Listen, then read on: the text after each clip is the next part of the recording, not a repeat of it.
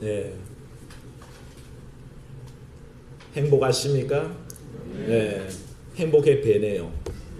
오늘도 예배 자리 나와서 마음껏 행복해 하시고 주님과 더불어서 기뻐하시는 삶이 되시기를 축원합니다. 네. 약간 피곤한 거 어제 혹시 축구를 보셨나요? 네. 축구 안 보신 분들은 또 나름 행복하시고 축구를 보신 분들은 또 성질이 나셨겠고 네. 저희 집은 아예 질 줄 알아서 안 봤습니다. 네. 우리 설린이는 참 이제 컸다고 알아듣습니다. 예배해야 되니 일찍 자거라 아버지. 예. 그러고는 잠을 자요. 우리 선우가 오히려 축구를 보겠다고 떼를 써가지고 울기까지 했지만 결국에는 동의를 하고 잠잤습니다. 그래서 저희는 아침 새벽이 올 때까지 결과를 모르다가 뻔하게 질 줄 알았더니 졌습니다. 네. 그래서 우린 이 주일에 오히려 예배자로 참된 모습으로 주 앞에 나아가는 귀한 삶이 되시기를 주의 이름으로 축원합니다. 우리가 하나님 말씀을 읽어가다 보면 이스라엘의 상황과 우리 대한민국의 상황은 굉장히 흡사하다는 걸 알게 됩니다. 왜냐하면 성경의 기록을 보다 보면 우리나라 얘기가 너무 흡사한 부분이 참 많잖아요. 뭐냐 하면 이스라엘은 애굽에서 종살이하다가 해방된 경험이 있죠. 바벨론에서 70년 노예살이하다가 해방된 경험이 있습니다. 우리 민족은 어떻습니까? 일제 치하에 36년 동안 식민지로 있다가 해방된 경험을 갖고 있습니다.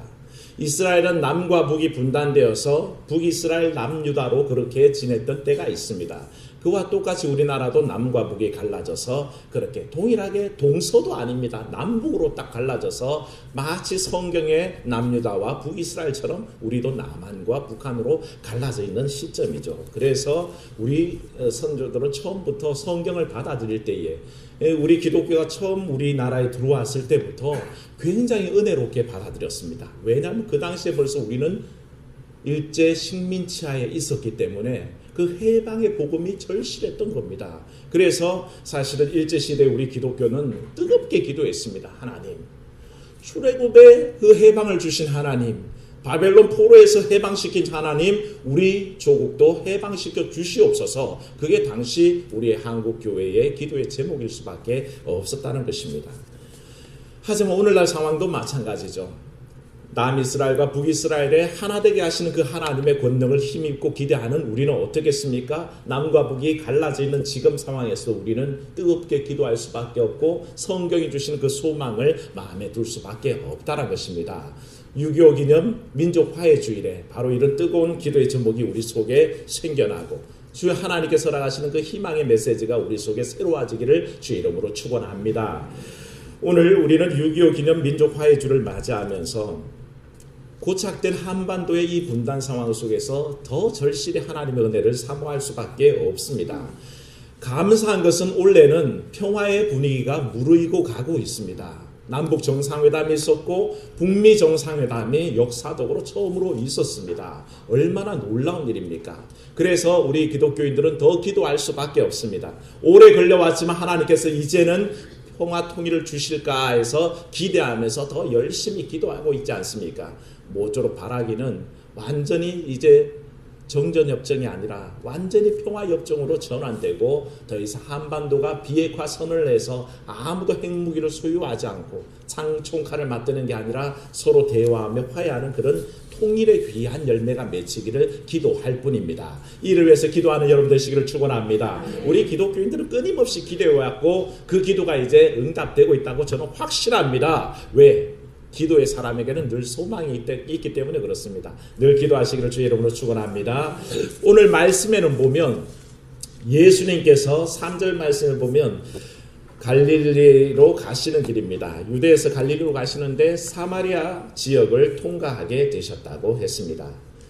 당시 유대인들은 사마리아인들과 상종하지 않습니다. 마주치려고 하지 않습니다. 그들을 인간 취급도 하지 않습니다. 마치 개처럼 여기는 사람들이었습니다. 근데 그 길을 가는데 4절 말씀에 뭐라고 되어 있습니까? 그 길을 통과하여야 하겠는지라 라고 의지적인 표현이 들어있죠. 이 말의 뜻이 뭘까요? 안 가도 된다는 뜻입니다. 근데 이 길을 통과하여야 하겠는지라 하는 예수 그리스도의 의도가 여기에 보여진다는 거죠. 그래서 유대인들은 통상 길을 갈 때에 유대와 사마리아를 갈릴리까지 지나갈 때 통상 가는 길은 마치 사마리아 길을 통해서 가면 고속도로와 같은 빠른 길입니다. 얼마든지 빨리 갈 수 있습니다. 근데 대다수의 유대인들은 어떻게 했다고요? 그 길을 택하지 않습니다. 누구 때문에? 사마리아인들 때문에 오히려 저 멀리 돌아가는 요단 동편길을 택해서 걸어갔다는 것이죠. 그 참 심리적인 저항을 어떻게 해결할 수 없다는 것입니다.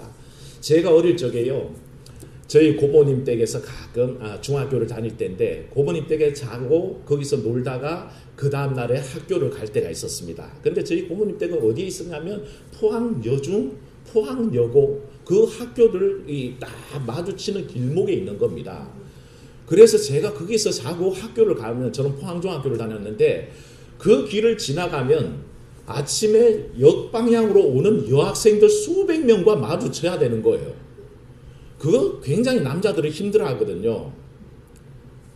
제가 또 그 사람들은요 별로 신경 쓰지 않아요. 그 여학생들은 제가 뭐 꽃미남도 아니잖아요. 관심 없습니다. 그런데도 제 혼자서 괜히 그 사람들이 날 쳐다보고 올까 싶어서 얼굴이 빨개지고 고개도 못 들고 이 숫기 없는 남자가 나중에 택한 방법 뭔지 아십니까? 옆골목으로 빠지는 겁니다.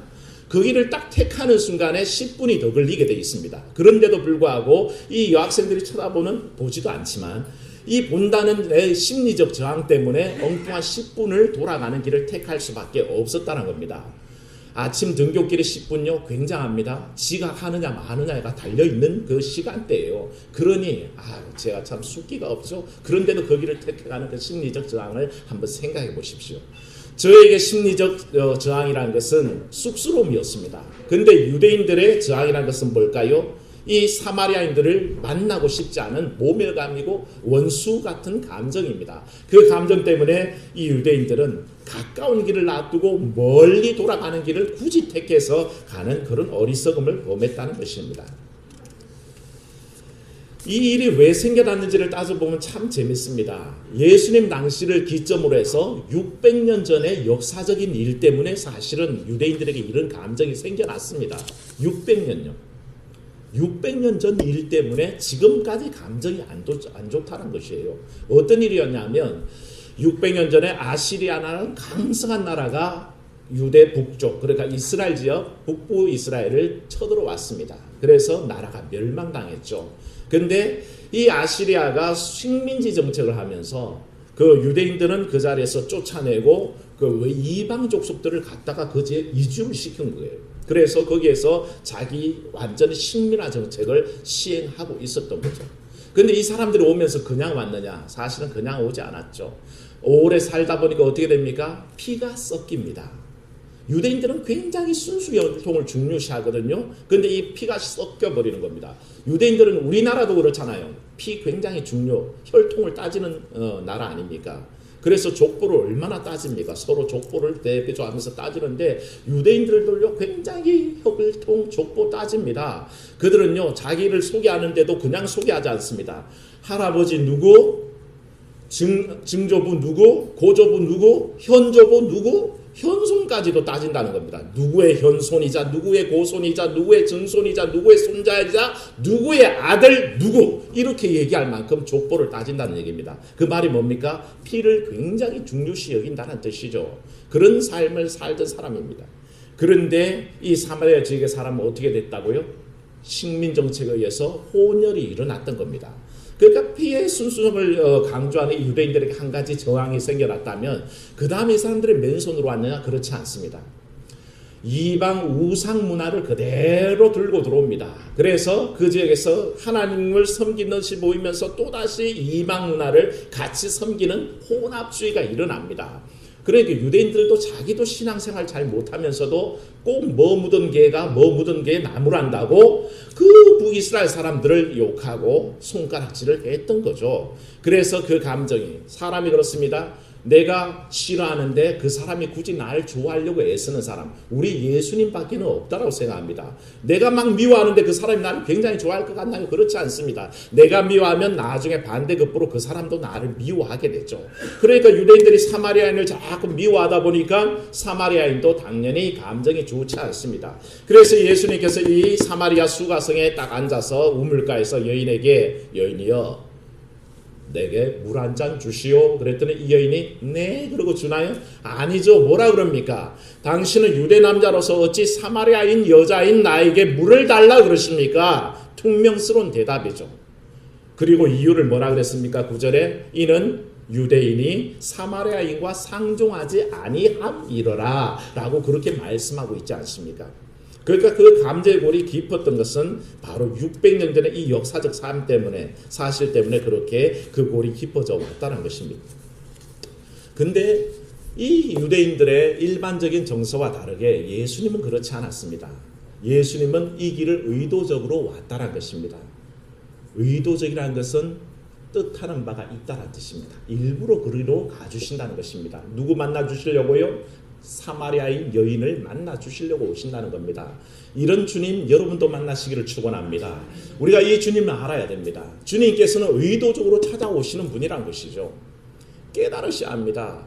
내 어려움 속에 하나님은 일부러 찾아와 주시는 줄로 믿습니다. 여러분의 고통이 있습니까? 주님은 일부러 거기에 찾아와 주신다는 겁니다. 우리 민족의 어려움이 있습니까? 우리 국가의 어려움이 있습니까? 우리 주님께서는 일부러 찾아와 주신다는 겁니다. 사모하기만 하면, 간절히 바라기만 하면 그 하나님 만나게 돼 있는데 많은 이들이 찾아와 주시는 이 주님을 만나지 못한다는 거죠. 사랑하는 여러분, 찾아와 주시는 주님 만나시기를 축원합니다. 그 주님 모셔드리십시오. 그러면 그 주님께서 내 어려움 가운데 찾아와 주시고 만나 주시고 해결하신다는 것입니다. 예수님은 이 경계선이 없었습니다. 유대인들은 사마리아인과 척을 지고 그렇게 먼 길을 돌아가면서 상종 안 하려고 노력했지만 예수님은 의도적으로 그 길에 들어와 주셨고 만나 주셨습니다. 이게 평소의 예수님의 모습입니다. 예수님이 세리라고 멀리 하셨나요? 창기라고 멀리 하신 적 있습니까? 죄인이라고 멀리 하신 적 있습니까? 그렇지 않습니다. 주님께서는 그 누구라도 만나 주셨고 아무리 죄 있는 인생이라도 만나서 구원해 주셨다는 겁니다. 그러기에 여러분이 구원받은 것을 믿으시기를 축원합니다. 그렇게 만나 주시기 때문에 제한이 없기 때문에 우리를 구별하지 않기 때문에 우리 모두가 구원의 반열에 들어가는 줄로 믿습니다. 주님께는 남녀노소가 필요 없습니다. 빈부귀천이 필요가 없습니다. 아무리 귀하고 아무리 못나고 아무리 가난하고 아무리 부해도 주님께서는 구별하지 않고 똑같이 만나 주시고 똑같이 구원을 주십니다. 이 놀라운 복음을 마음속에 받아들이시기를 축원합니다. 그게 우리 주님이십니다. 주님의 이 심리적 저항이 없으셨어요. 그래서 만나 주신 거죠. 누가복음 17장에 보면 예수님께서 갈릴리로 지나가시다가 사마리아와 갈릴리 사이로 지나가시다가 어느 마을에 들어갔는데 문둥병자, 요즘 문둥병자를 안 그러죠. 성경에도 한센시병이라고 하든지 나병 환자라고 그렇게 기록합니다. 이 문둥병자 10몇 사람을 만났습니다. 근데 주님께서는 굳이 그 가르침 속에 비유를 들어서 가르치시는데, 아니 그 말씀 속에 뭐라 그랬습니까? 한 사람이 돌아와서 거기에 주 앞에 엎드려서 경배하는 모습을 적고 있고, 그 사람이 누구라 그랬습니까? 화나셨습니까? 모르십니까? 그 한 사람이 사마리아인입니다. 성경은 그새 돌아와서 주 앞에 자기가 죄인됨을 고백하고 참된 치유를 받는 사람이 사마리아인 한 사람밖에 없었다는 것을 강조하고 있습니다. 그래서 주님이 뭐라고 그러십니까? 내게 돌아와서 돌아온 자가 이 사마리아인 한 사람밖에 없더냐라고 물으셔서 사마리아인을 부각시키는 거죠. 유대 관점에서는 굉장히 독특한 얘기고 깜짝 놀랄 얘기입니다. 왜 예수님이 이렇게 사마리아에 대해서 옹호적일까라고 충분히 얘기할 수 있다는 거죠. 또 우리가 다른 기록에 보면 누가복음 10장에 선한 사마리아인의 비유를 여러분 기억하실 겁니다. 한 사람이 도적을 만나서 길에서 강도를 만나서 거진 반은 죽게 되어서 피를 흘리며 누워 있습니다. 제사장이 그냥 지나갑니다. 레위인도 그냥 지나갑니다. 그런데 한 사람이 굳이 멈춰서서 그 사람을 치료하고 기름을 붓고 데려다가 여관에 맡기면서 돌아올 때까지 잘 치료해 주십시오. 치료비가 더 들면 내가 돌아와서 더 내겠으니 해 주십시오. 그러면서 그 사람이 누구라 그랬습니까? 사마리아인이라고 그랬습니다. 한두 번만 화가 안 나는 것 같고 전부 다 오늘 꽉 입을 다물고 계시네. 모르시는 건 아닌 것 같은데 사마리아인 한 사람입니다. 예수님께서 이 사마리아인이 선을 베풀었다고 가르치자 사람들이 굉장히 저항하게 되죠. 그래서 너는 누가 이 사람의 이웃이라고 생각하느냐 물었을 때에 사마리아인입니다 라고 대답하지 못하고 이 율법 박사가 뭐라고 대답합니까? 선한 일을 행한 사람입니다. 선한 일을 한 사람입니다 라고 사마리아인이라고 대답하기를 꺼리는 거죠. 그때 주님이 뭐라 하십니까? 가서 너도 이와 같이 행하라. 이 말씀은 유대 현실 사회에서 굉장히 독특한 얘기입니다. 그건 유대인들로서 받아들일 수 없는 겁니다. 자기들 그토록 존경하는 제사장이 거룩하게 구별된 레위인도 다 그 선행의 의무를 무시하고 지나가는데 자기들이 정말 개같이 취급하고 인간 취급도 안 하는 그 사마리아인이 선한 일을 행할 줄 안다라고 주님이 가르치시니 그걸 도저히 받아들일 수가 없었죠. 그게 주님의 모습입니다. 주님께는 사마리아인이 차별이 없었고 그들을 구원해서 배제된 사람으로 보지 않는다는 것입니다. 이런 주님의 의지 속에 우리가 있다는 것입니다. 이 태도가 바로 예수님의 자세입니다. 예수님의 이런 모습은 바로 민족이 분단되어서 70년 이상 서로 대적하며 지내온 우리 조국의 현실과 이 속에 살아가는 우리 그리스도인들에게 신앙적인 교훈을 줍니다. 유대인과 사마리아인의 깊은 골은 그들의 슬픈 과거의 역사 아닙니까? 우리의 남과 북의 슬픈 현실은 사실은 과거 역사의 산물입니다. 우리가 왜 아시리아가 그 이주정책으로 식민정책으로 사마리아와 유대가 척지고 그렇게 오랜 동안 반목하는 것처럼 우리는 사실은 과거의 경험을 가졌던 6.25 전쟁 아픔을 가졌던 세대들은 거의 다 떠나고 없습니다. 사실 남은 세대들은 그 경험이 없이 교육받아서 그 남과 북의 깊은 골 속에 살아간다는 것입니다.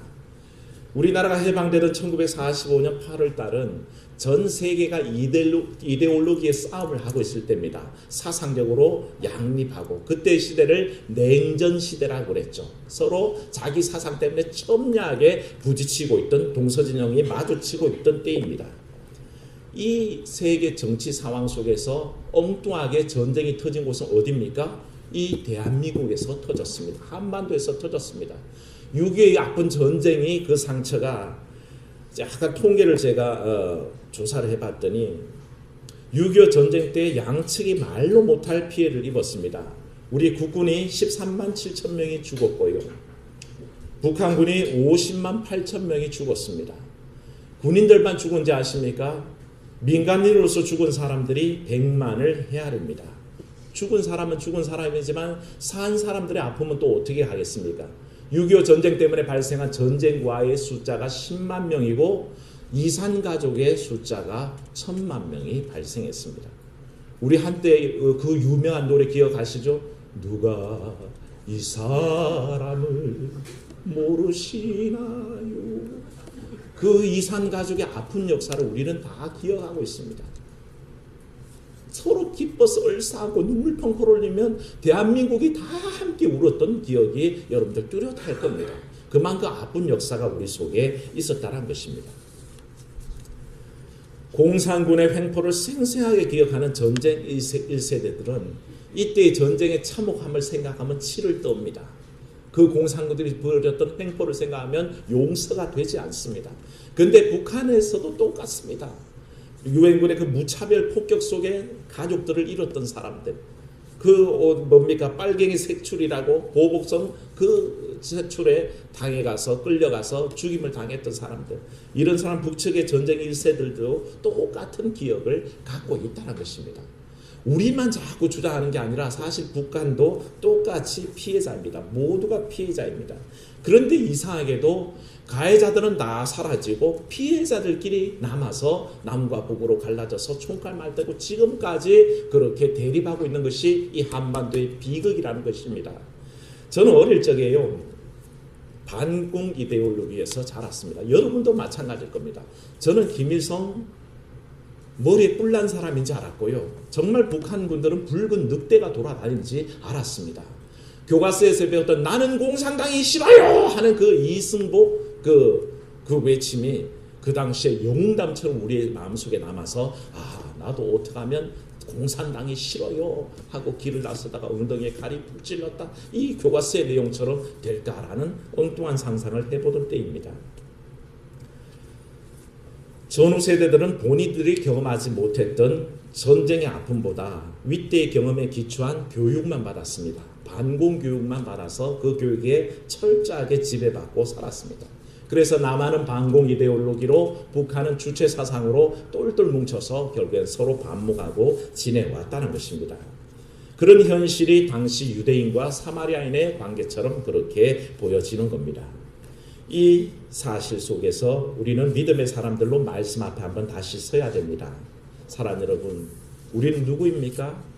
예수 그리스도의 부름받은 제자인 것을 믿으시기를 축원합니다. 하나님의 사랑 앞에 서 있는 사람입니다. 그러므로 우리는 이 문제를 다른 방법에서 접근해 들어가야 됩니다. 말씀드렸지만 예수님께서는 친히 적대 관계에 있던 사마리아 세계로 일부러 들어가셨습니다. 그 경계를 넘어가셨고 그 높은 벽을 넘어서셨고 아무도 대화를 나누려고 하지 않는 사마리아 여인에게 물 좀 달라라고 말을 거시는 겁니다. 그렇게 대화를 터셨고 결국에는 이 대화가 결국에는 구원의 문제까지로 점점 넓어져 가는 것을 알게 되는 겁니다. 사랑하는 여러분, 남과 북은 원수가 아닙니다. 원래 형제지간이란 것입니다. 우리는 이 일을 기억해야 됩니다. 예수님의 가르침이 원수를 사랑하라 그러면 개인적인 원한 관계는 풀 수 있다고 생각하는데 우리는 이걸 정치적인 문제나 어떤 나라와 국가 간의 문제로 더 확대해서 생각은 안 하려고 합니다. 그래서 남과 북은 용서할 수 없을 것처럼 우리가 일본은 용서할 수 없을 것처럼 생각해 버린다는 거죠. 그렇지 않습니다. 주님의 이 가르침은 우리 개인관계뿐만 아니라 우리의 국제관계, 정치관계 모든 영역에 적용할 수밖에 없는 말씀입니다. 형제도 사소한 일이면 서로 원수가 되죠. 여러분들이 알고 있는 사마리아인과 유대인들이 아수르 정책 때문에 결국에는 원수가 되지 않습니까? 성경에 나와 있는 가인과 아벨이 무슨 문제로 원수가 됩니까? 예배 문제로 원수가 되어버립니다. 그래서 나중에 가인은 동생 아벨을 쳐 죽이기도 하죠. 여러분이 잘 알고 있는 야곱은 어떻습니까? 형 에서와 반목에서 원수처럼 되어버립니다. 이 야곱이 꾀가 많은 사람 아닙니까? 그래서 꾀를 써서 형을 속여서 팥죽 한 그릇으로 장자권을 빼앗습니다. 나중에 아버지 이삭이 축복할 때가 돼가지고 축복을 받아야 되는데 또 야곱이 속여서 형이 받아야 될 축복을 다 자기가 받아버립니다. 이 일이 앙심을 품은 형이 에서가 어떻게 합니까? 성경에 기록된 대로 말씀드릴게요. 뭐라 그러냐면 아버지가 돌아가시고 없으면 내가 저놈을 쳐 죽여버리리라. 그게 형제 간의 마음먹은 그 생각입니다. 얼마나 동생이 미웠으면 아버지만 돌아가셔봐. 내가 저놈을 쳐 죽이고 말지라고 그렇게 예서가 결심을 했던 거죠. 그게 사람의 삶이란 것입니다. 아무리 형제지간이라도 분노가 일어나면 결국에는 형제도 쳐 죽이고 마는 게 우리 세상이란 것입니다. 얼마나 험악한 세상입니까? 그런 우리들 앞에서 예수님께서 가르침은 사실은 굉장히 괴리가 있어 보입니다. 우리는 원수를 막 적대시하고 형제지간에도 원수되기를 예사로 여기는데 예수님 어떻게 하십니까? 따라합시다. 원수를 사랑하라. 원수를 위해 기도하라. 이게 예수님의 가르침입니다. 예수님께서는 원수도 사랑하고 너를 적대하는 을 위해서 기도하라 그렇게 얘기했습니다. 사도 바울은 이 가르침에 기초하여서 에베소서 4장 26절을 보면 분을 내어도 죄짓지 말며 해가 지도록 분을 품지 말라 그랬습니다. 왜? 대개 원수지는 원인이 뭡니까? 분노 때문입니다. 앙심 때문입니다. 저놈 봐라, 저 녀석 봐라, 네가 나한테 그렇게 했어? 내가 두고 보자. 그래서 딱 앙심을 품고 원수를 치죠. 풀지 않습니다. 그런데 그런 우리에게 성경 말씀 뭡니까? 분을 품지 말라는 것입니다. 그 분을 품더라도 언제까지요? 해질 때까지 가져가지 말라는 것입니다. 부부가 싸움하고도요 하루를 지나칠 필요가 없습니다. 남자가 가슴 넓게 여보 미안해. 여자가 애교스럽게 여보 미안해. 그러고 하면 다 풀어지는데 그걸 다 앙심을 품고 있으니까 서로 척을 치게 되죠. 그래서 부부가 싸워도 별거 하지 말고 별침하지 말라는 말이 그겁니다. 서로 앙심 풀지 말고 지내라는 것입니다. 분 품지 말라는 것입니다. 더 나아가 예수님 뭐라고요? 원수를 사랑하라 그렇게 가르쳤습니다. 이 가르침 앞에 우리가 서 있는데 이것은 주님께서 우리에게 요구하시는 어떤 개인 간의 관계를 푸는 방법이 아닙니다. 이것은 그리스도인들의 삶의 근본적인 태도입니다. 우리는 그렇게 살아야 됩니다. 세상 사람들은 그렇게 살지 않아도 서로 원수 지는 것을 당연하게 생각해도 형제 간에도 원수 지고 살아가는 것을 아무렇지도 않게 생각하는 세상을 살 때에 그리스도인들은 그렇지 않다라고 고백하고 우리의 삶을 원수 지지 않기 위해서 원수를 위해서 기도하기를 힘쓰고 분 품지 않으려고 애쓰는 삶을 살아내야 한다는 것입니다. 왜? 예수 그리스도께서는 화평이신지라 둘을 하나 되게 하시는 그 권능을 누가 믿기 때문에요? 여러분이 믿기 때문인 줄로 믿습니다. 사랑하는 여러분, 주님의 가르친 이 가르치심을 마음에 새기시고 오랫동안 불화와 적대의 관계를 끊고 남과 북이 화해해야 합니다. 민족 화해를 진심으로 바라고 또한 기도해야 할 사명이 우리에게 있습니다. 초반의 말씀, 서두에 말씀드렸습니다. 한국교회가 이 일을 위해서 끊임없이 기도해 와서 이제는 응답된다고 저는 믿습니다. 그 기도의 응답입니다. 그러므로 이 일이 완전히 이루어질 때까지 남과 북이 얼싸안고 하나 되어서 형제를 나눌 때까지 우리는 기도해야 합니다.